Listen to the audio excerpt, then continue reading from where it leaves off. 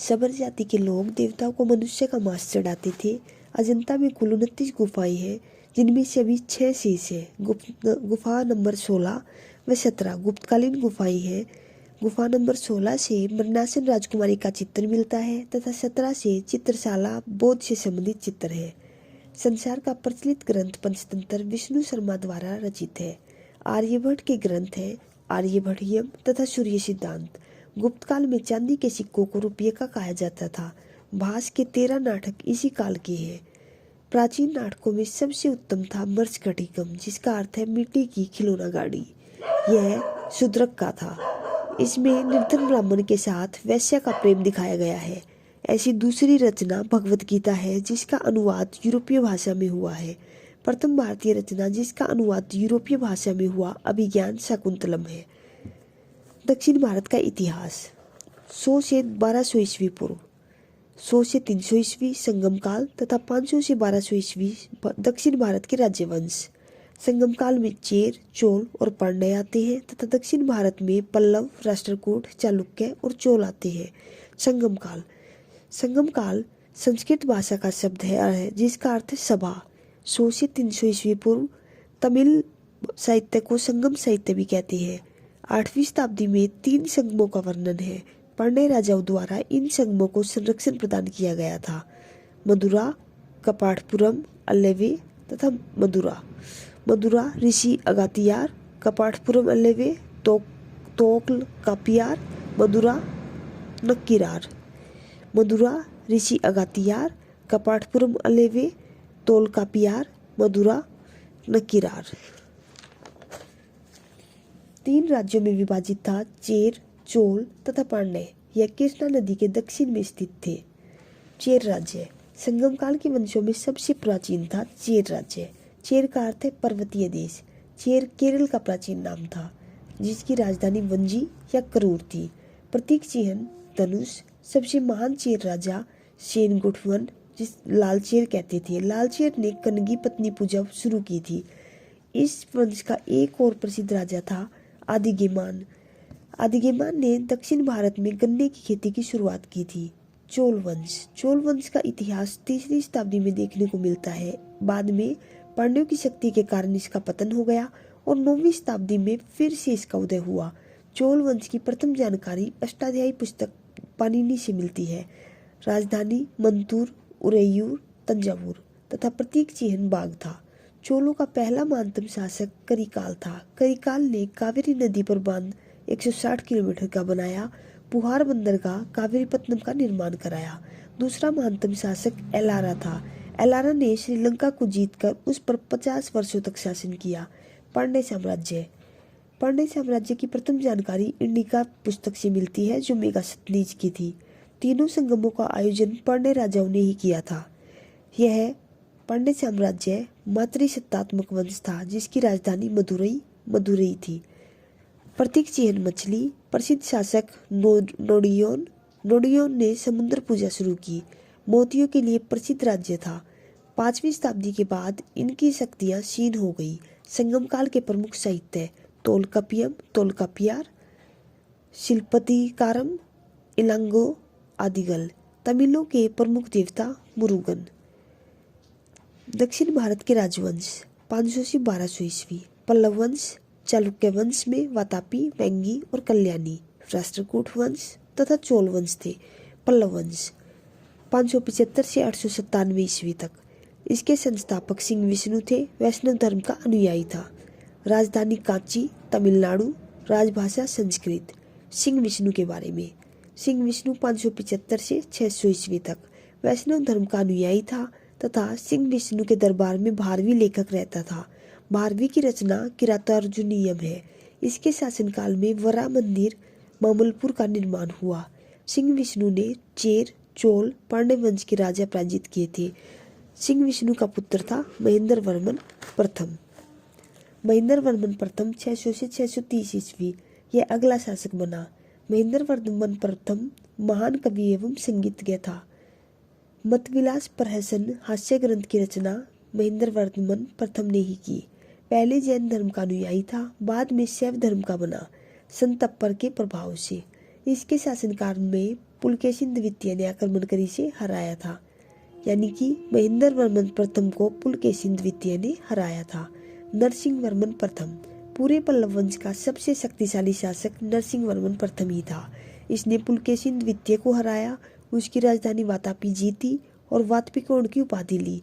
महाबलीपुरम के रथ मंदिरों का निर्माण करवाया तथा सबसे छोटा रथ द्रौपदी रथ था, किसी प्रकार का अलंकार नहीं मिलता। नरसिंह वर्मन द्वितीय 700 से 728 ईस्वी, इसका शासनकाल शांति का शासनकाल माना जाता है। इसके शासनकाल में स्थापत्य कला का भरपूर विकास देखने को मिलता है। नरसिंह वर्मन द्वितीय ने कैलाश मंदिर, राजसिद्धेश्वर मंदिर का निर्माण करवाया। दंडिन संस्कृत के प्रसिद्ध लेखक इसके दरबार में रहते थे। दंडिन ने देश कुमार चरित की रचना की। नरसिंह वर्मन द्वितीय की उपाधियां थी राजा सिंह, राजाओं में सिंह, आगमप्रिय, शास्त्रों का प्रेमी, शंकर भक्त, शिव का उपासक। नंदीवर्मन द्वितीय यह अगला शासक बना। नंदीवर्मन द्वितीय का समकालीन तिरुमणगई अलवर था, जो वह एक वैष्णव संत था। नंदीवर्मन द्वितीय ने कुछ निर्माण करवाए, मुक्तेश्वर मंदिर का कांची में तथा पेरुमल मंदिर का बैकुंठ में। पल्लव वंश का अंतिम शासक था अपराजित वर्मन 879 से 897 ईस्वी। बाद में चोल शासकों ने पल्लवों को हराकर अपने राज्य में मिला लिया। चालुक्य वंश, चालुक्य वंश में वातापी चालुक्य और बादामी चालुक्य ये सबसे प्राचीन चालुक्य थे।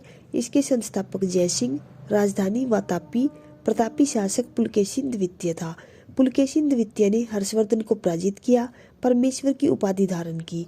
पुलकेशिन द्वितीय ने वेंगी आंध्र प्रदेश जीता और अपने भाई विष्णुवर्धन को वहां का शासक बनाया। पुलकेशिन द्वितीय के बारे में कुछ बातें। इसे परमेश्वर दक्षिणापथेश्वर की उपाधि मिली। ऐहोल अभिलेख का संबंध पुलकेशिन द्वितीय से ही है। पल्लव शासक महेंद्र वर्मन प्रथम को हराया। इसके राजकवि रवि कीर्ति थे। रवि कीर्ति ने ऐहोल अभिलेख दिया जो कि संस्कृत भाषा में है। अंतिम शासक कीर्तिवर्मन द्वितीय था। कीर्तिवर्मन द्वितीय और शांति दंती दुर्ग के बीच में एक युद्ध हुआ। कीर्तिवर्मन द्वितीय का सामंत था दंती दुर्ग। इस प्रकार राष्ट्रकूट वंश की स्थापना हुई। कल्याणी के चालुक्य, यह पश्चिम चालुक्य कहलाते थे। इसकी स्थापना तैलप द्वितीय ने की। राजधानी कल्याणी तथा मान्यखेड़ को हटाकर बनाई थी। प्रतापी शासक विक्रमादित्य सिक्स था। सोमेश्वर प्रथम ने राजधानी कल्याणी को बनाया। विक्रमादित्य सिक्स के दरबार में प्रसिद्ध कवि विज्ञानेश्वर, मिताक्षरा, हिंदू विधि ग्रंथ तथा विल्हन विक्रमांक चरित्र थे। अंतिम शासक सोमेश्वर 4। वेंगी के चालुक्य, ये पूर्वी चालुक्य थे। इसके संस्थापक विष्णुवर्धन, राजधानी वेंगी। विष्णुवर्धन की पत्नी आयना महादेवी थी। आयना महादेवी ने विजयवाड़ा में जैन मंदिरों का निर्माण करवाया। इस वंश का प्रतापी शासक विजयादित्य तृतीय था। विजयादित्य तृतीय ने स्वयं को दक्षिणापथ का महानतम शासक घोषित किया। यह चालुक्य की सबसे कमजोर शाखा थी, वेंगी शाखा। वातापी चालुक्य के कुछ इंपॉर्टेंट पॉइंट्स थे। विनयादित्य ने मालवा जीतकर एकलोत्तर पथनाथ की उपाधि धारण की। विक्रमादित्य द्वितीय के शासनकाल में अरबों का आक्रमण हुआ। अरबों के आक्रमण का मुकाबला विक्रमादित्य के भतीजे पुलकेशी ने किया। वातापी का निर्माणकर्ता कीर्तिवर्मन को माना जाता है।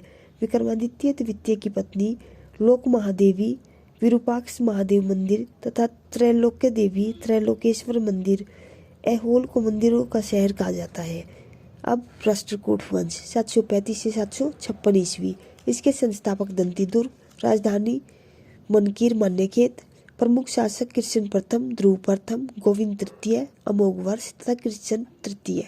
कृष्ण प्रथम दंती दुर्ग के बाद अगला शासक बना। एलोरा का कैलाश मंदिर कृष्ण प्रथम ने बनवाया। यह द्रविड़ शैली में है।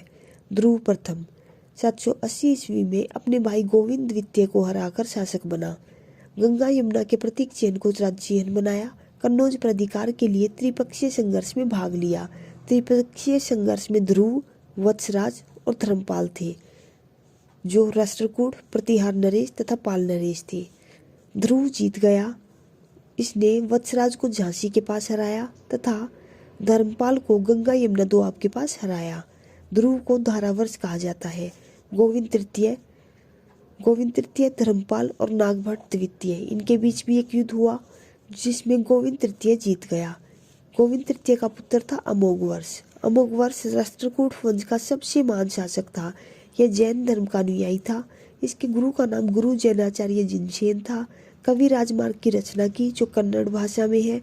तुंगभद्रा नदी में जल समाधि लेकर अमोघवर्ष ने जीवन का अंत किया। कृष्ण तृतीय प्रतापी राजाओं में से एक है। अकाल वर्ष की उपाधि धारण की। कांची व तंजौर जीत लिया। तकोलम का युद्ध कृष्ण तृतीय जीत गया जो कि प्रांतक प्रथम के साथ था। प्रांतक प्रथम एक चोल शासक है। इसके दरबार में कन्नड़ भाषाई कवि पौन थे। पौन ने शांति पुराण की रचना की थी। इस वंश का अंतिम शासक था कर्क द्वितीय। कर्क द्वितीय की हत्या तैलप द्वितीय ने की जो कि कल्याणी चालुक्य वंश की स्थापना की थी। एलोरा एलिफेंटा यह महाराष्ट्र में है। इन गुफाओं का निर्माण राष्ट्रकूट राजा ने ही करवाया था। एलोरा में 34 गुफाएं हैं। 1 से 12 बौद्ध को, 13 से 29 हिंदू तथा 30 से 34 जैन को समर्पित है। प्रसिद्ध विश्वकर्मा गुफा संख्या नंबर 10 विष्णु को नरसिंह अर्थात पुरुष सिंह के रूप में दिखाया। गुफा 15 में एलोरा गुफाओं का प्रथम